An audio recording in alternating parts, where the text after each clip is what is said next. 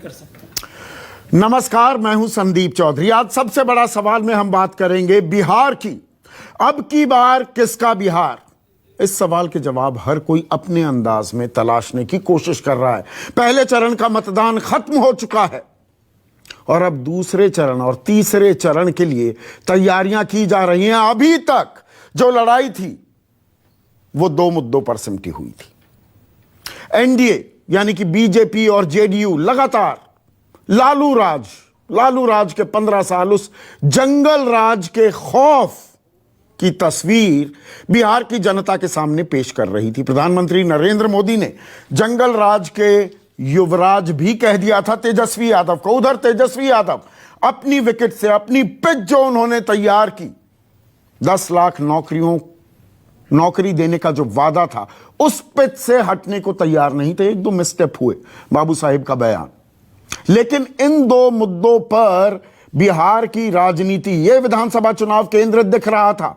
लेकिन वाल्मीकि नगर, पश्चिमी चंपारण का यह वाल्मीकि नगर, यहां पर 7 नवंबर को लोकसभा के उपचुनाव होने वाले हैं, लोकसभा सीट के लिए। वहां पर मुख्यमंत्री नीतीश कुमार ने आरक्षण का मुद्दा सेंटर स्टेज पर ला दिया है। नीतीश कुमार ने कहा कि जनसंख्या, जिसकी जितनी जनसंख्या, जिस जाति जिस तबके की जितनी जनसंख्या, उसे उतना ही आरक्षण मिल जाए तो इसमें दिक्कत क्या है, हम इसका स्वागत करेंगे।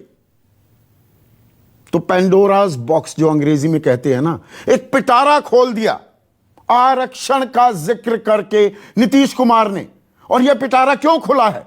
क्योंकि 2015 में भी आरक्षण का मुद्दा सेंटर स्टेज पर था।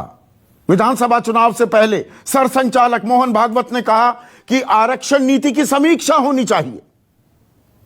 और यह संघ की और आज की नियो बीजेपी की बात नहीं कर रहा हूं, मैं पुरानी बीजेपी की बात कर रहा हूं। इसमें अटल बिहारी वाजपेयी के बयान भी आप थोड़ा सा सर्च करेंगे तो आपको मिल जाएंगे। वो हमेशा आरक्षण की इस नीति को कि ये एक टेम्पररी प्रोविजन था, इसे खत्म करना चाहिए, सबको समान मौका मिलना चाहिए। मनमोहन वैद्य ने यह बात 2017 में भी कही, 2015 के बाद। तो 2015 में इस मुद्दे को आरजेडी, जेडीयू, कांग्रेस, उस वक्त जेडीयू आरजेडी साथ थे, ये ले उड़े थे। बहुत चर्चा हुई इस पर और जीत भी दर्ज की। बीजेपी को जवाब देते नहीं मिल पा रहा था। अब इस मुद्दे को फिर से पिटारे से निकाल दिया है नीतीश कुमार ने, और साथ ही साथ एक कैविएट भी लगा दिया। नीतीश कुमार कह रहे हैं कि देखिए, जनगणना तो हो जाए, सेंसस, और फिर देखेंगे, पर मैं इसके खिलाफ नहीं हूं। अब जनसंख्या का मतलब क्या होता है? जनसंख्या तो 2021 में सेंसस आएगा, लेकिन जाति के आधार पर जिसकी जितनी जनसंख्या उसको उतना आरक्षण, यह तो कास्ट बेस्ड सेंसस पर ही हो सकता है। जाति आधारित जनगणना हो, जिसकी मांग तो बहुत दिनों से उठ रही है, नीतीश कुमार ने भी उठाई है, और यह केंद्र सरकार का काम है, यह तो केंद्र सरकार की जिम्मेदारी है। तो वो जाति आधारित जनगणना कब होगी? ऐसे में सवाल यह भी उठेगा और इस पर हम चर्चा करने वाले हैं। क्या तेजस्वी की नौकरी के वादे की काट में आरक्षण की बात की जा रही है कि देखिए, आरक्षण देंगे आपको तो नौकरी भी लग जाएगी? क्या उस नैरेटिव को, उस चर्चा को, उस मुद्दे को, जिसकी जमीन में ट्रैक्शन दिख रही है, इसीलिए बीजेपी को 19 लाख रोजगार का वादा भी करना पड़ा, तो नौकरी से अलग एक और चर्चा करने की शुरुआत कर रहे हैं क्या नीतीश कुमार? वो नीतीश कुमार जो अब बीजेपी के साथ हैं, वो बीजेपी जो आरक्षण के मुद्दे पर बैकफुट पर थी। सरसंघचालक के बयान का लगातार नीतीश कुमार जिक्र किया करते थे 2015 में। तो चर्चा शुरू करें, उससे पहले सुनिए वाल्मीकि नगर में क्या कहा था नीतीश कुमार ने। संख्या वगैरह का सवाल है, वो तो जो जनगणना होती है और उसी के बाद निर्णय होता है, और ये निर्णय कोई हम लोगों के हाथ का नहीं है जनगणना वाला। हम लोग तो चाहेंगे भी जितनी आबादी है उस हिसाब से उसको रिजर्वेशन का प्रावधान होना चाहिए, इसमें हम लोगों को कहां कोई दो राय हो सकती है। ऐसे में आज का सबसे बड़ा सवाल, बिहार के रण में नीतीश ने क्यों खेला आरक्षण का दांव? और पिछड़े वोटों की लड़ाई से ही होगा बिहार का फैसला। ये एक अहम पहलू है। ईबीसी, एक्सट्रीमली बैकवर्ड क्लासेस जो हैं, अति पिछड़े जो हैं, वो एक बड़ा वोट बैंक बन गए हैं नीतीश कुमार के। चर्चा में मेरे साथ बीजेपी की राष्ट्रीय प्रवक्ता, लोकसभा सांसद हैं, आईएएस रह चुकी हैं अपराजिता सारंगी। मेरे साथ उन्हीं के सहयोगी, बिग ब्रदर हैं अभी तक, जेडीयू के मुख्य प्रवक्ता राजीव रंजन। विपक्षी खेमे से आरजेडी के मुख्य प्रवक्ता मृत्युंजय तिवारी मेरे साथ हैं। और आज कांग्रेस की जगह हमने वाम खेमे की बहुत कम चर्चा हो रही है। और ये गेम चेंजर भी क्या साबित होंगे? क्या ये वो कैटलिस्ट प्रदान करेंगे आरजेडी को? अगर वो अच्छा प्रदर्शन करते हैं। सीपीआई के नेशनल सेक्रेटरी, उनके मुख्य प्रवक्ता अतुल कुमार अंजान लंबी बीमारी के बाद पहली बार आ रहे हैं, स्वास्थ्य लाभ करने के बाद। एके वाजपेयी नेशनल वाइस प्रेसिडेंट और मुख्य प्रवक्ता हैं एलजेपी के। और मेरे सहयोगी सुकेश रंजन इस चर्चा में जुड़ चुके हैं। तो राजीव रंजन, ये आरक्षण की याद कैसे आ गई नीतीश कुमार को यकायक?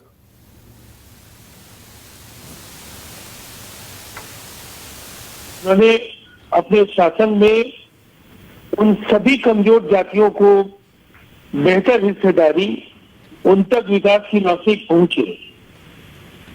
चाहे महिलाएं, जिनको डॉक्टर राम मनोहर लोहिया भी एक पिछड़ी कौम मानते थे, उनको 50% का आरक्षण पंचायती राज व्यवस्था में नीतीश पार्टी ने दिया। और जातीय आरक्षण को लेकर के पार्टी सेंसस को लेकर के पहले भी कह चुकी है कि जनगणना जातीय आधार पर हो। अब जातीय आधार पर आरक्षण का सवाल जहां तक है, तो इस प्रश्न पर समाजवादी चिंतन जो रहा है और देश के ज्यादातर समाजवादी विचारकों ने जो समाज के अंदर एक बड़ी खाई है उसको पाटने के लिए आरक्षण की हिमायत की। ये याद कैसे आया? पहले चरण के बाद यकायक याद कैसे आया? मेरा सवाल ये था। नहीं, यकायक याद नहीं आया, ऐसा तो नहीं है। बिहार में कर्पूरी फॉर्मूले को भी आप याद करेंगे तो इस तरह के काम तो पहले हुए। नहीं, कर्पूरी फॉर्मूले को इस जातीय आधारित आरक्षण से कंफ्यूज मत कीजिए। जो लोग नहीं जानते, कर्पूरी फॉर्मूला था जो आर्थिक आधार गरीबों को मिले। कर्पूरी फॉर्मूला यह कतई नहीं था कि जिसकी जितनी जनसंख्या उसको उतना आरक्षण। Correct me if I am wrong Rajiv Ranjan. किसी को मैं कंफ्यूज नहीं कर रहा हूं। अब लोग इसमें कंफ्यूज हो भी नहीं सकते। हाँ, इस बाजार में कई चीजें बेचने की कोशिश हो रही है, लेकिन मतदाता परिपक्व है। हाँ। वो चेहरों को पढ़ता है और कितना कौन ईमानदार मुद्दों को लेकर के है वो जनता जानती है। यहाँ किसी को पढ़ाने की जरूरत नहीं है और गुमराह करने की जरूरत नहीं है। संदीप जी, ये बिहार है।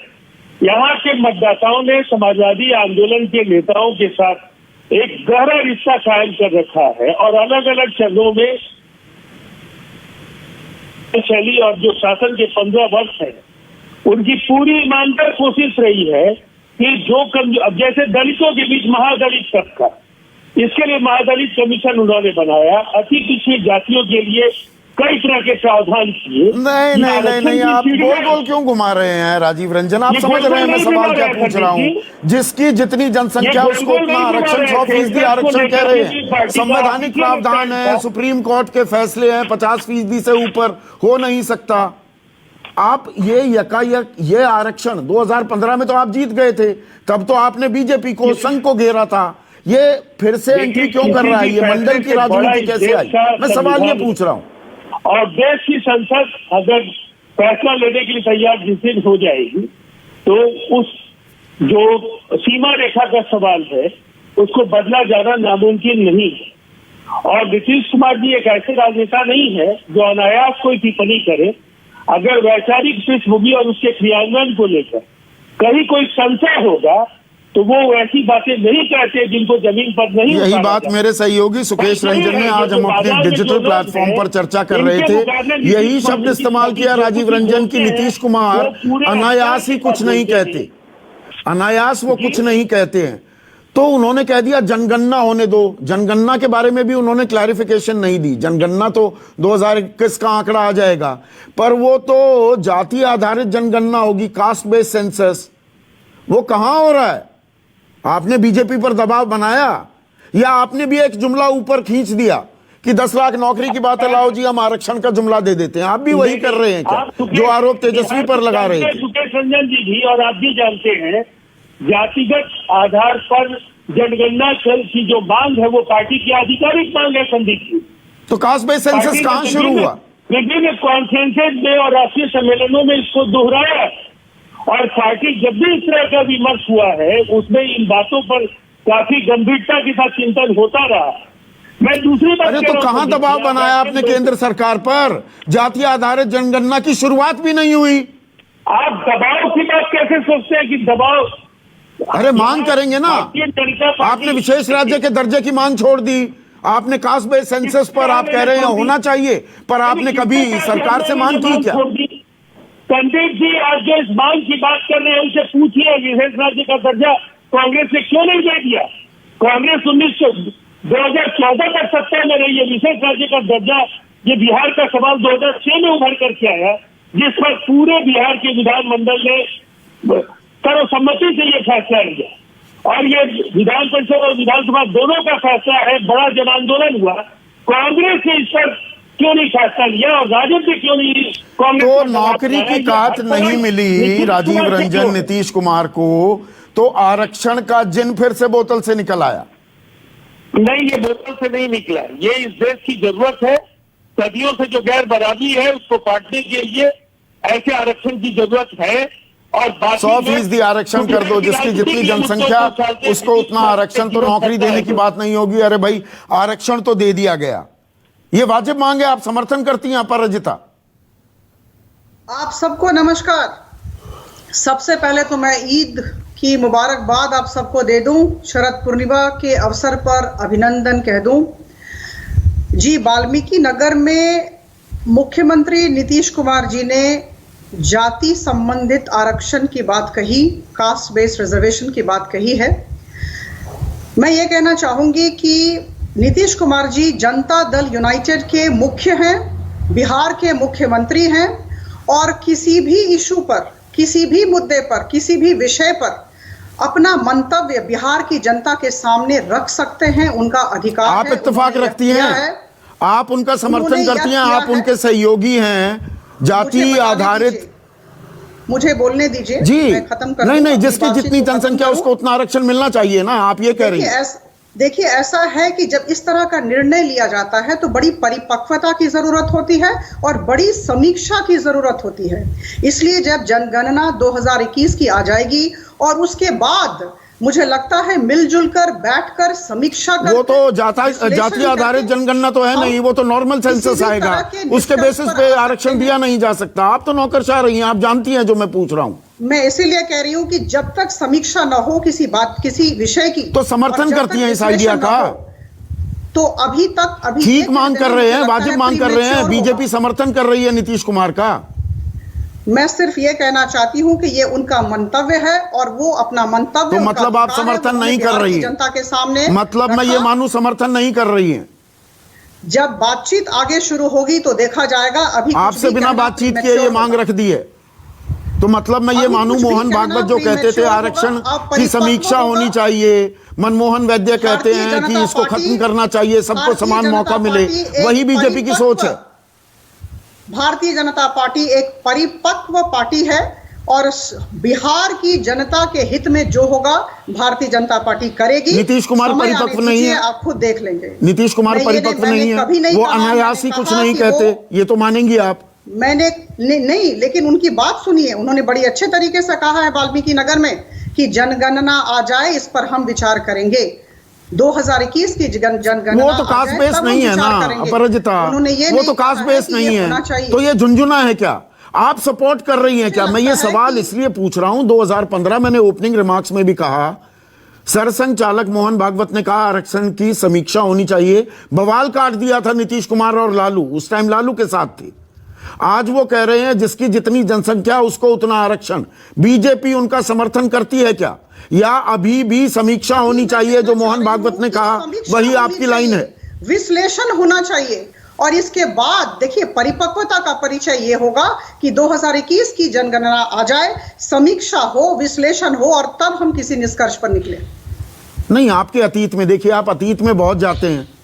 आप जंगल राज की जब बात करते हैं, 1990 से 2005 की बात करते हैं, तो थोड़ा अतीत में अगर मैं जाऊं, 1980 से बीजेपी अस्तित्व में आई 1980 में, गुजरात में आरक्षण लागू किया गया, आपने पुरजोर विरोध किया। अटल बिहारी वाजपेयी ने 1981 में कोच्चि में कहा आरक्षण एक राष्ट्रीय मुद्दा है, इसका हल स्थायी होना चाहिए, इसको खत्म करो। उसके बाद मैं मोहन भागवत और मनमोहन वैद्य के तो बयान सुनवा ही रहा हूं। आरक्षण के तो खिलाफ रही है बीजेपी। मैं अपनी बात की पुनरावृत्ति करना चाहूंगी। आदरणीय श्री नीतीश कुमार जी ने अपने मंतव्य को बिहार की जनता के सामने रखा है। इसके ऊपर बहुत ही विश्लेषण की जरूरत है, इसकी समीक्षा की जरूरत है। आप सीधे सीधे समर्थन नहीं कर रही हैं, मैंने इसीलिए 4 बार सवाल कुछ भी कहना सही नहीं होगा, कुछ भी कहना सही नहीं होगा, परिपक्व पदक्षेप होगा, कुछ भी कहना सही नहीं होगा। ए के वाजपेयी, आप हैं भी साथ में, मोदी के नाम पर वोट मांग रहे हैं पर एनडीए का हिस्सा नहीं है, ये जायज मांग है नीतीश कुमार की? देखिए, वो डूबते को तिनके का सहारा, वो वाली बात है नीतीश बाबू के साथ। अच्छा, फर्स्ट फेज का जो उसको असेसमेंट हुई है, तो उसके बाद क्या करते हैं? लेकिन इसके साथ साथ मोदी जी का स्टेटमेंट है, मोहन भागवत की बात कर रहे हैं आप, उसके बाद उनका स्टेटमेंट क्या है कि मैं अपनी जान की कीमत पर भी आरक्षण की रक्षा करूंगा। तो मोदी तो प्रधानमंत्री हैं, तो यही अब कह रहे हैं कि सरसंचालक ने गलत बोला। अब ये तो तय हो जाएगा। प्रधानमंत्री मोदी ने कहा था रेल का निजीकरण नहीं होगा, शुरुआत हो गई ना निजीकरण की। जो कहा हम तो उनकी बात मैं आपको एक काउंटर सवाल पूछ रहा हूँ ना, रेलवे का निजीकरण नहीं होगा कहा था, शुरू हो गया, अब सारा नहीं हो गया। अब वो सारा, वो तो कांग्रेस लाई थी पीपीपी मॉडल, वही लागू उन्होंने किया है, उस पर ना जाइए। हम नीतीश जी हमेशा जात पात की राजनीति करके वोट बटोरना चाहते हैं। पिछड़ा, अति पिछड़ा, दलित, महादलित, पसमिंदा मुसलमान और दूसरे मुसलमान, ये नौकरी की काट है। ये कौन नहीं, कैसी काट हो जाएगी? ये तो आप बता रहे हो, और ये तो फैक्ट है ना कि जब तक जातिगण आधारित जनगणना नहीं होगी तब तक तो ये सवाल बेईमानी है। क्यों गुमराह करो बिहार की जनता को इस तरह? और ऊपर से 50% से ऊपर जब लागू होता है, हरियाणा में जाटों का आरक्षण, गुर्जरों का आरक्षण डिसाइड कर रखा है कोर्ट ने, कुछ मैटर पेंडिंग है। पटेलों का आरक्षण, मराठाओं, पटेलों का गुजरात में, मराठाओं का महाराष्ट्र में, कापू का आंध्र प्रदेश में, सब पर रोक लगी हुई है। वेस्ट बंगाल ने दिया 50+10, महाराष्ट्र ने दिया 78%, तमिलनाडु 69%, राजस्थान 62%, लेकिन सब पेंडिंग है। कुछ सेटिसाइड हो गए और कुछ सुप्रीम कोर्ट में अभी पेंडिंग है, क्योंकि इंदिरा साहनी 9 जजेस नहीं, इंदिरा साहनी से भी पहले, दरअसल आप तो वकील हैं, आप अप्रिशिएट करेंगे इस बात को। ये 1962 में मैसूर केस के खिलाफ जो फैसला आया था उसमें क्लियर हो गया था, तब 50 की जगह 60-65% आरक्षण करने की कोशिश की गई थी। ये 1962 का फैसला है। इंदिरा साहनी को गलत कोट करते हैं 1992 मंडल की वजह से इंदिरा साहनी वो, पर दरअसल आरक्षण 50% से ऊपर नहीं हो सकता, जाना चाहिए। ये 1962 में तय हो गया, 62 से था। मंडल कमीशन में सिचुएशन चेंज हुई, इसलिए 9 जजेस का इंदिरा साहनी में आया, उसमें 62 वाला भी डिस्कस हुआ, और उसी के बेस में उन्होंने कहा कि 50% जो है वो सीलिंग है, और जिन राज्यों ने की उनका सेटिसाइड कर दिया। अब ये देखिए, मैं ये कहता हूं कि अगर मौजूदा आरक्षण, आप समर्थन में हैं, पर जिसकी जितनी जनसंख्या उसकी उतनी, उसको इतना आरक्षण नहीं, बिल्कुल नहीं। हमारा स्टैंड बड़ा क्लियर है कि जो प्रेजेंट व्यवस्था है वो व्यवस्था एज इट इज रहनी चाहिए, क्योंकि उसके पीछे कारण है। जब तक वो शोषित समाज का आदमी बराबर में खड़ा नहीं होगा तब तक आप कैसे उसको, और जो मलाई काट रहे हैं, कौन मलाई काट? शोषित वाले वो अभी जजमेंट आई है, 2010 की जजमेंट भी आई है, 15 में भी आई है। उन्होंने कहा उसमें से क्रीमी लेयर को हटाइए, हटका रही है, हटका रही है। देखिए, सुप्रीम कोर्ट की फाइंडिंग आ गई तो वो लागू होगा, बाकायदा लागू करना पड़ेगा। बट नीतीश कुमार एक्सपोज हो रहे हैं इस तरह के बयान करके। अभी आपने राजीव रंजन जी को कट क्लियर सवाल पूछा कि भाई क्या स्टैंड है, तो वो दाएं बाएं जा रहे हैं, तो क्यों गुमराह करना चाह रहे हो वोट? राजीव रंजन रिस्पॉन्ड कीजिए, फिर विपक्षी खेमे पर जाता हूं। मैं जानता हूं कि ए.के. वाजपेयी के पास सिवाय नीतीश निंदा की कुछ बचा नहीं, और इनकी व्यवस्था है, इनका विमर्श यही खत्म भी हो जाएगा। देखिए, बड़ा सवाल क्या है, इस सवाल पर इनकी परेशानी क्या है? इनका नीतीश कुमार जी ने उस वोट शेयर में जो कमजोर तबके के लोग थे वहां तक विकास की रोशनी पहुंचाने का फैसला किया, तो जिस आपके सहयोगी समर्थन नहीं कर रहे हैं, मैंने 4 बार सवाल पूछा अपराजिता से, सीधा समर्थन नहीं कर रही हैं कि नहीं बीजेपी परिपक्व पार्टी है, मानो नीतीश कुमार नहीं है, अभी 2021 की जनगणना आने दीजिए तब देखेंगे। आपको एक पहले से तय नतीजे पर पहुंचना है, मेरा समय आप उन्हीं लोगों को देंगे। आप उनको गालियां देने का आपने पर्याप्त अवसर दिया, मेरा जवाब आप सुनने के लिए मैं सुन रहा हूं ना। मैं एक मिनट संजय नहीं खोता हूँ कोई बात संदीप नहीं। जी, लेकिन ये सही तरीका नहीं है कि आप अपने पर्सपेक्टिव को लेकर के इसमें क्यों मैं बात सवाल करते हैं? पूछ रहा हूं, मैं पर्सपेक्टिव नहीं बाकी देता लोग हूं। अपनी बात नहीं रखे। मैं पहले उनको AK वाजपेयी जी को कुछ कहना चाहता हाँ हूं। बोलिए। AK वाजपेयी जी ने तो पूरी तरह से मान लिया नीतीश कुमार जी को वोट कर, वो बेवकूफ है, ये जनादेश का अपमान कर रहे हैं। हर विधानसभा लोकसभा चुनाव में लोगों ने अगर उनको वोट किया है तो वो लोगों के चहेते हैं। इनके नेता और इनके परिवार का जो असर है बिहार की राजनीति में वो कम क्यों पड़ा, इसकी वजह से ये नीतीश कुमार जी को कभी पसंद नहीं कर पाएंगे, इनकी मजबूरी। लेकिन मैं एक बात जरूर कहना चाहता हूं, जो कुछ भी नीतीश कुमार जी ने कहा है उसकी जो अवधारणा है, जो चिंतन है, जो सोच है, उसको कहीं से भी आप खारिज नहीं कर सकते हैं। नहीं, हम कौन होते हैं खारिज करने वाले? हम सवाल पूछते हैं। पर बीजेपी आपका समर्थन नहीं कर रही है ना राजीव रंजन? 4 बार मैंने पूछा अपराजिता से। अपराजिता जी से मैं एक बात कहूंगा आपको, एक अलायंस में हम 370 पर सहमत नहीं रहे, हम यूनिफॉर्म सिविल कोड पर सहमत नहीं रहे, राम मंदिर के सवाल पर हम बराबर न्यायालय के फैसले या सर्वानुमति से फैसले के पक्षधर हैं। इन मुद्दों पर असहमति के बाद भी हमारा अलायंस चला। कई यही तो खास बात है, जो 370 की मुखालफत कर रहे थे। अब एक मिनट सुनिए राजीव रंजन, आपने 370 का जिक्र कर दिया। सवाल नहीं खड़े कर सकते। एक मिनट, अच्छा सुनिए तो मेरी बात। 370 पर आप उनकी अपेक्षाओं पर खरा उतरना, 370 पर आप सेम पेज पर नहीं थे। जिस तरह से हटाया गया उससे आप मुतमईन नहीं थे। लेकिन प्रधानमंत्री विपक्ष को टुकड़े टुकड़े गैंग कहता है इस बात पर, और राष्ट्र विरोधी ताकतों से मिले हुए होने का आरोप लगा देते हैं। आप भी तो वही बात कह रहे थे, आप देशभक्त हो जाते हैं।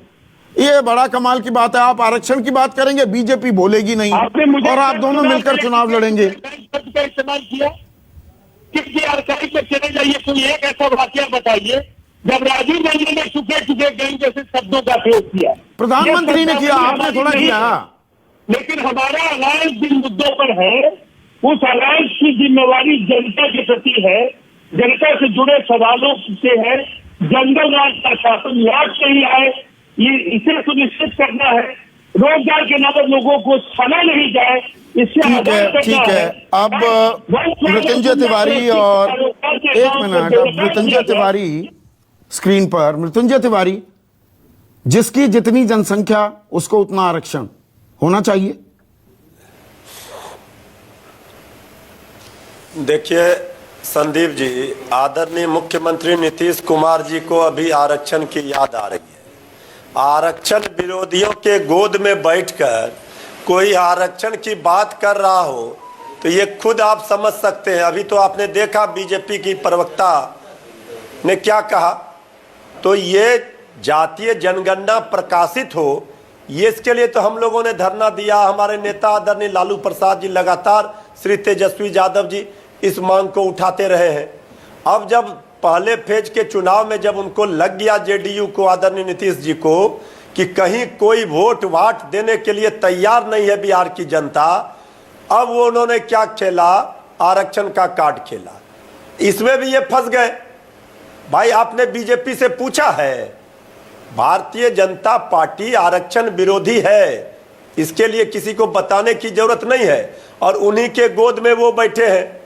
जितना इनका एजेंडा था, धारा 370, राम मंदिर, ये सारा चीज पर प्रत्यक्ष और प्रत्यक्ष रूप से नहीं, आप कहते हैं सहमति बीजेपी के साथ बनानी पड़ी। बीजेपी आरक्षण विरोधी है, लेकिन अब जो नियो बीजेपी है, मैं उसकी भी तो बात करूंगा। प्रधानमंत्री कहते हैं आरक्षण खत्म नहीं होगा। मैं वचन देता हूं, ये AK वाजपेयी ने इस बात का जिक्र किया है। और अगड़ों में भी जो गरीब हैं, अगड़ों में भी जो पिछड़े हैं, उनको 10% आरक्षण दिया ना, जिसका आपने पुरजोर विरोध किया। ये नियो बीजेपी की भी तो बात करेंगे आप। आखिर प्रधानमंत्री जी को, आदरणीय प्रधानमंत्री जी को ये क्यों कहना पड़ रहा है, विश्वास दिलाना पड़ रहा है? इसका मतलब है ये आरक्षण समाप्त करेंगे, ये खतरा है लोगों को। जो वंचित समाज है, जो पीड़ित है, दलित है, शोषित है, इसी की तो लड़ाई लालू प्रसाद जी लड़ते हैं, यही तो हमारी यूएसपी है। तो गरीबों संदीप को जी। 10% और ये अगर आरक्षण कोई जो कह रहा सवर्णों में है- गरीब हैं उसका विरोध क्यों किया आपने? किया था ना। देखिए संदीप जी, ऐसा है कि हम लोगों ने गरीबों को आरक्षण मिले, लालू प्रसाद जी सब दिन ये बात के हिमायती रहे। जिस अब बात घुमाने को लगे लेकर आप के भी। हम लोग आज अभी भी राजीव रंजन के हमारे बारे में कह रहे नेता थे जहां मृत्युंजय जा तिवारी, रहे हैं, आप क्या कर रहे हैं? अब लगातार सवर्णों में गरीब है ना, पिछड़े हैं ना, हाशिए पर है ना। मैं एक आंकड़ा बता दूं फिर सवाल जारी रखूंगा। बड़ा दिलचस्प आंकड़ा है, एशियन डेवलपमेंट रिसर्च इंस्टीट्यूट है पटना में, और बड़ा ही प्रेस्टिजियस भरोसेमंद इंस्टीट्यूट है।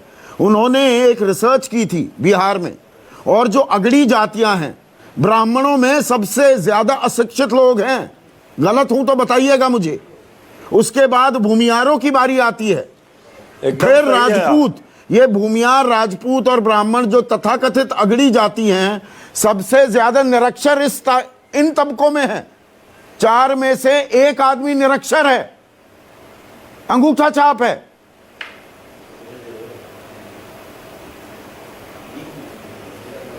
उनको आरक्षण मिले, उसमें भी गरीब हैं, तो आप विरोध करते हैं। हम विरोध नहीं कर रहे हैं, आप बात को समझिए। हमने क्या किया था, जिस तरह से आनन फानन में केंद्र सरकार ने ये आरक्षण लेकर लॉलीपॉप दिखाने के लिए स्वर्ण गरीबों को वोट लेने के लिए वो लाई, उसका हमसे हमारा पार्टी को आपत्ति था। हम कह रहे थे जो स्वर्ण को आप आरक्षण दे रहे हैं, अभी आपने आंकड़ा दिया, हम तो हमारे नेता तेजस्वी यादव जी कह रहे हैं कि हम सबको साथ लेकर चलेंगे। हम तो कह रहे हैं कि ये सिर्फ जो लोगों ने धारणा बनाई थी कि राजद एमवाई की पार्टी है, अब तो आप देख लीजिए राजद में सभी जाति, सभी संप्रदाय, सभी धर्म के लोग हैं। नीतीश कह रहे हैं ना, सभी जातियों को, जिसकी जितनी जनसंख्या, वो यही तो। देखिए मृत्युंजय तिवारी, आप लोगों ने क्या कहा था? 10-15% जनसंख्या को 10% आरक्षण, फिर तो हमें पूरा आरक्षण मिल जाना चाहिए। नीतीश कुमार क्या कह रहे हैं? जहां पर भी आरक्षण की जरूरत है, हर जाति में जरूरत है, उनको दे दो, जिसकी जितनी जनसंख्या उसको आरक्षण। वो अगड़ी जाति की भी बात कर रहे हैं। आप भी यही मांग कर रहे हैं, आप इसके खिलाफ थे ना? नीतीश कुमार जी को मौका मिला, नीतीश कुमार जी को मौका मिला ना 15 वर्षों तक सत्ता में थे, तो जातीय जनगणना जो हुआ उसको प्रकाशित क्यों नहीं करा पाए? अब ये क्यों कह रहे हैं? जब जनता इनको सत्ता विहीन करने का मन बना चुकी है, इनकी विदाई समारोह है, अब इनको याद क्यों आ रही है? मैं जाति आधारित जनगणना तो अभी कहां शुरू भी कहां हुई है? अतुल कुमार रंजान, इनके मनसा पर सवाल खड़े हैं ना। ये मंडल की राजनीति फिर से कमबैक कर रही है। कमंडल तो हो गया, अब मंडल की फिर से बारी आ गई। बीजेपी चौधरी जी कमंडल और नीतीश मंडल, ये कदम ताल होने लगी क्या? चौधरी जी,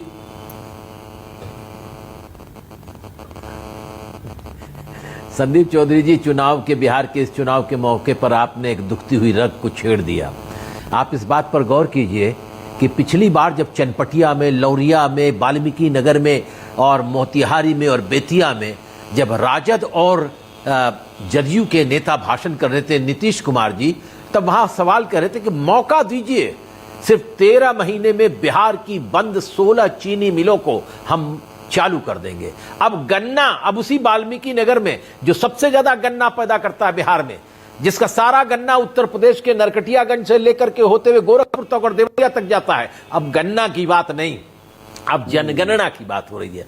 अगर इतना ही आपको समझ में था तो 2011 की जनगणना के बाद आप तो बिहार के मुख्यमंत्री थे ना, तब आपने क्यों नहीं बात की? और आज जो हमारे मित्र कह रहे हैं कि हमने 370 का विरोध किया और तमाम चीजों से हमारी सहमत नहीं थी बीजेपी से, अरे भाई शिरोमणि अकाली दल के लोगों ने कह दिया कि हमें ये जो किसानों से संबंधित 3 बिल हैं और बिजली का बिल हमें स्वीकार नहीं है, सरकार का मंत्री पद छोड़ करके चले आए और एनडीए से भी निकल आए। आप काहे खामोश बैठे हुए वाजपेयी जी? वाजपेयी जी, आपसे मैं पूछ रहा हूं, जनता दल यू के लोग, आज मुझे बड़ा अच्छा लग रहा है।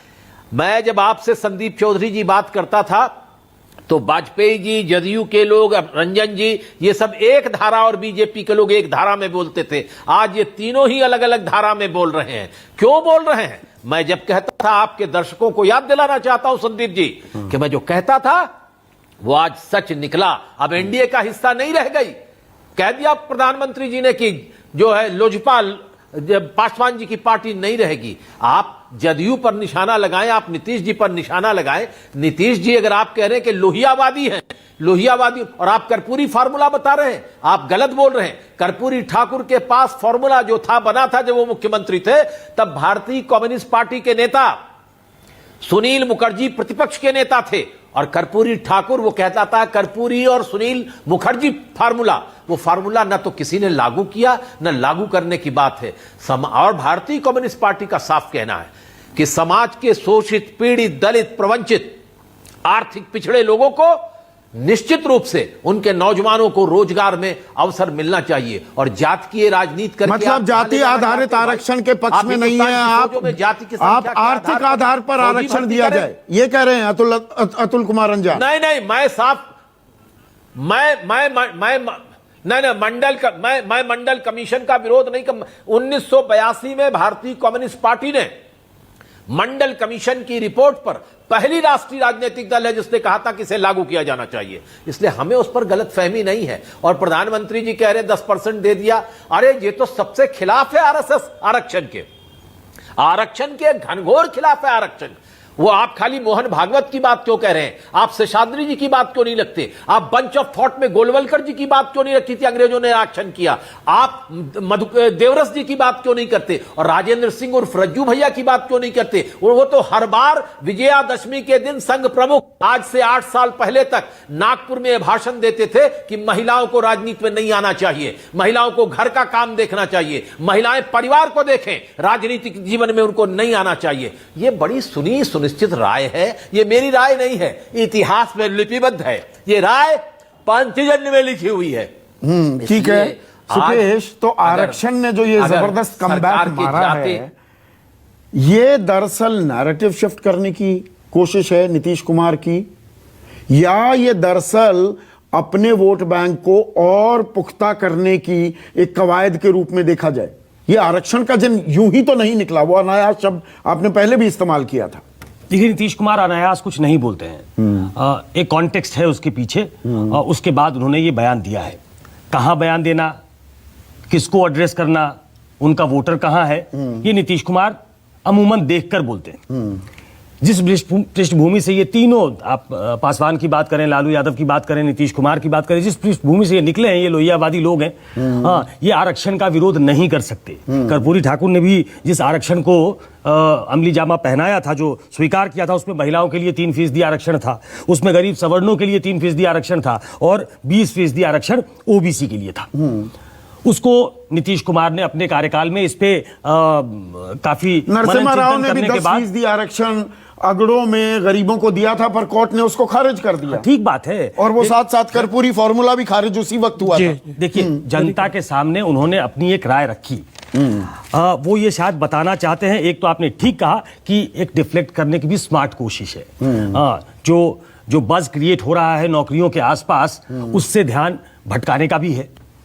हर पॉलिटिकल पार्टी करती है, नीतीश कुमार ने भी कोशिश की है ये। मुझे लगता है कि हम पिछड़ों के आरक्षण की बात कर रहे हैं। नीतीश कुमार पिछड़ों को आरक्षण ईबीसी अपने लिए कार्व आउट करके एक सेक्शन बना चुके हैं अपने लिए। महिलाओं को 50% आरक्षण देकर उसे अपना एक वोट बैंक नीतीश कुमार ने बनाया। 35% नौकरियों में भी 35% नौकरियों में आरक्षण देकर एक वोट बैंक क्रिएट किया है। तो नीतीश कुमार ये बताना चाहते हैं कि हम वो पार्टी है जो 10% गरीब सवर्णों में भी जो गरीब हैं उनके आरक्षण के पक्षधर हैं।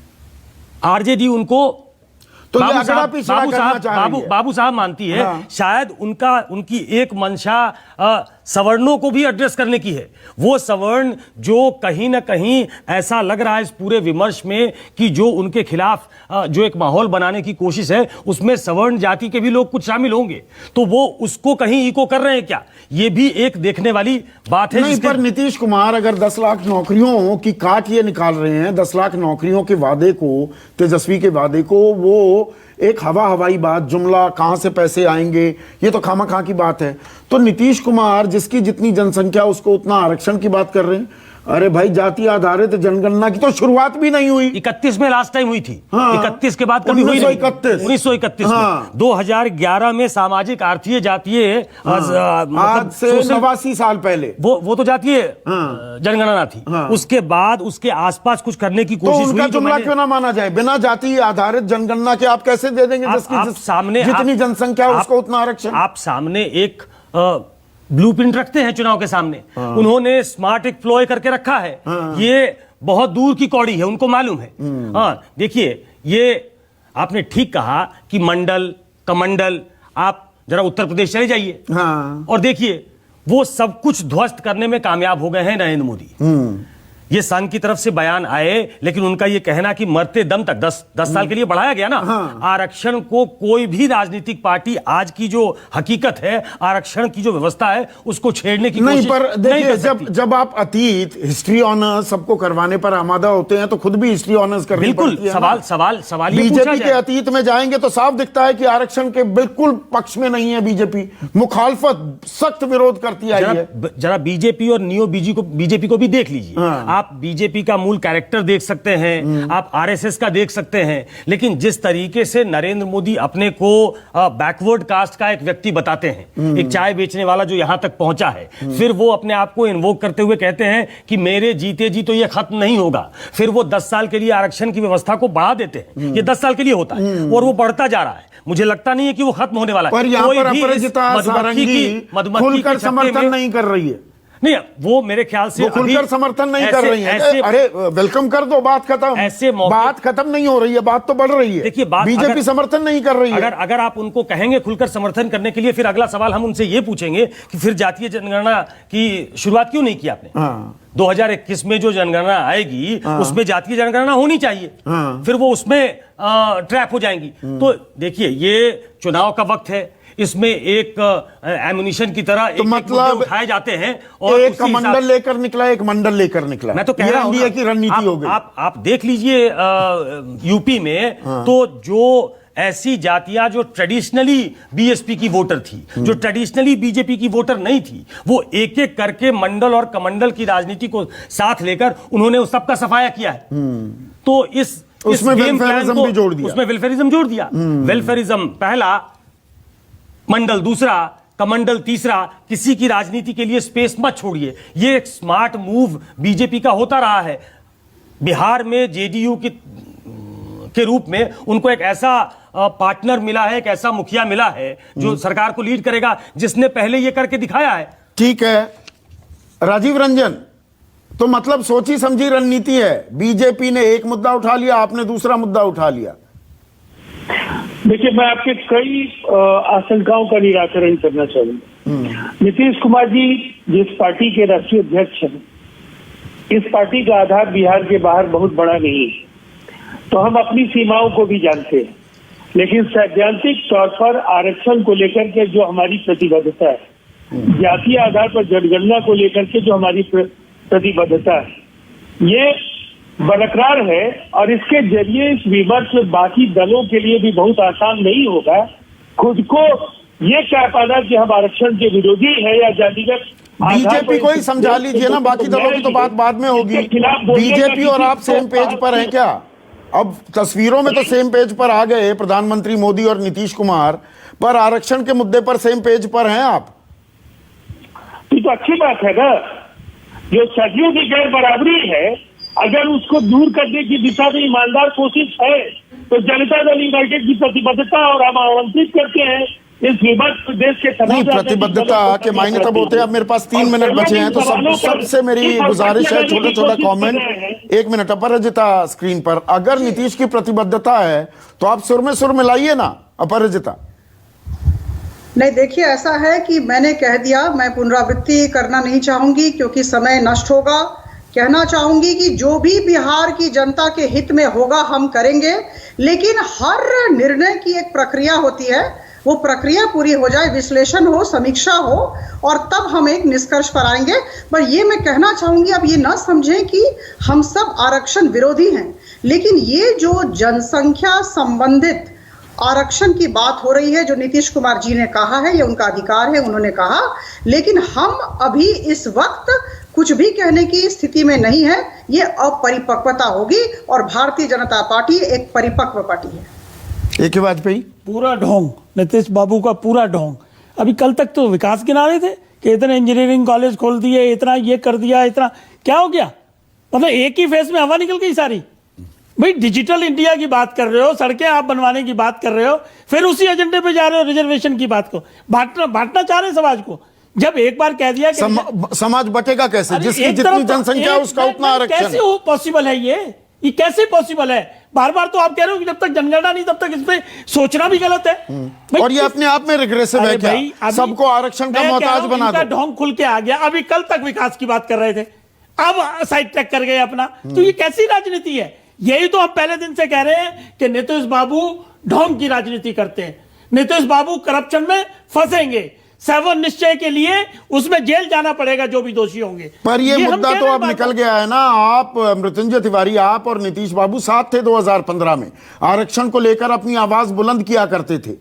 अगड़ी जाति में जो गरीब भी है, अब मैं थोड़ा सा डिस्कोर्स चेंज कर रहा हूं, जिसकी जितनी जनसंख्या उसको उतना आरक्षण, उस पर तो आप बोल ही रहे हैं, पर अगड़े जो हैं उनमें जो गरीब है उनको आरक्षण मिलना चाहिए कि नहीं? देखिए, हम तो, हमारे नेता का, आदरणीय लालू प्रसाद जी का यही यूएसपी है। वो तो सारे गरीबों की बात करते हैं, गरीबों, दलितों, पीड़ितों, शोषितों, गरीबों, स्वर्णों में भी जो गरीब हैं उनके हम हिमायती रहे हैं। कहाँ हिमायत? देखिए, तेजस्वी के खिलाफ खड़े हो गए थे ना। आदरणीय नीतीश कुमार जी फंस गए हैं। भाई, नीतीश कुमार जी किस मुंह से आरक्षण की बात करते हैं जब वो बीजेपी के गोद में बैठे हैं, आरएसएस के गोद में बैठे हैं, और वहां जाकर ये बात तो आपने कह दी। मेरा सवाल बिल्कुल पॉइंटेड है। करना तो लालू प्रसाद जी, अगड़े गरीबों को भी आरक्षण मिलना चाहिए ना? एकदम मिलना चाहिए, इस बात के हम हिमायती हैं। और तेजस्वी यादव जी ने कहा है, अगड़ों, पिछड़ों, दलितों, शोषितों सबको लेकर चलेंगे। हाँ, तो अब तो चुनावी टाइम है ना। ये देखिए, सबकी पोल खुल रही है। अतुल कुमार अंजान, दरअसल ये आरक्षण होली का हो गया है क्या? यही तरीका, आप विकास नहीं कर पा रहे, जो ए.के. वाजपेयी कह रहे हैं, विकास ना कर पाओ तो आरक्षण का झुंझुना दे दो, और सब देते आए। आपने 82 से अपना भी हिस्ट्री आपने बता दी यहां पर लोगों को।